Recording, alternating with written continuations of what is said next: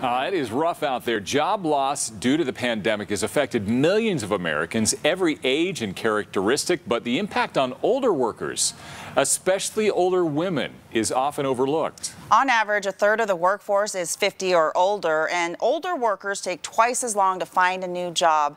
Susan Weinstock, AARP's Vice President of Financial Resilience, she joins us this morning via Zoom.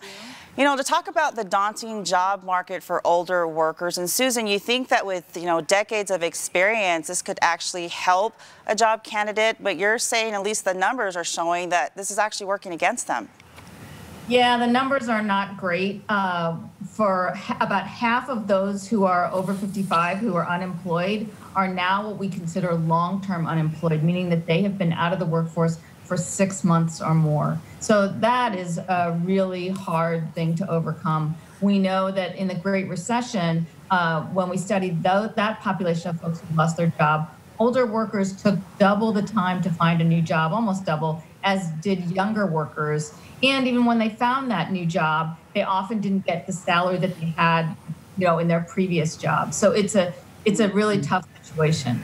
We mentioned off the top specifically women workers as well. I know it's tough for women workers in general, but what about women over 50?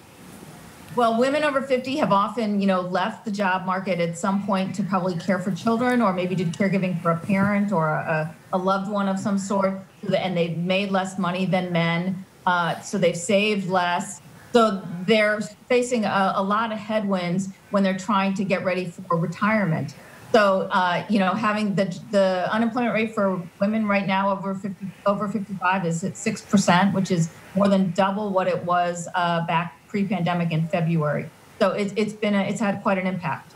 And Susan, what advice do you have for older workers who are trying to re-enter the workforce? Are there things that they can do to, maybe have to pivot and perhaps try a whole new career? That's an option. Look at your local community college. Maybe there's a class that you want to take, or you maybe want to get a certificate.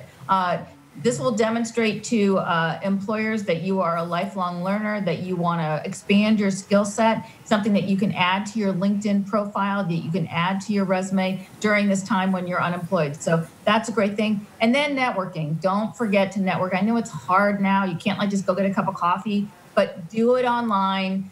Use your LinkedIn connections, use your Facebook connections, Twitter connections. If you can meet people, if you're interested in going to a new field, see if you can connect up to people who are in that new field and see if you can have like a 5-minute conversation or email them and learn more about what they did to get to that field and maybe what you should be thinking about doing.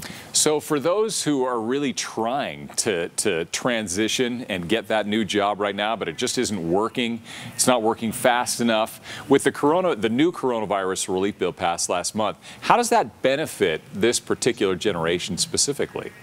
Well, it has this $300 a week additional unemployment benefit, so that's going to be a lifeline for a lot of people. Hopefully that takes us through mid-March. Hopefully the economy is going to start to open up again, and employers will start hiring again. So this will be that lifeline that will get them there. We definitely appreciate your insight at this time. Susan Weinstock with AARP, Vice President of Financial Resilience. Appreciate your time this morning.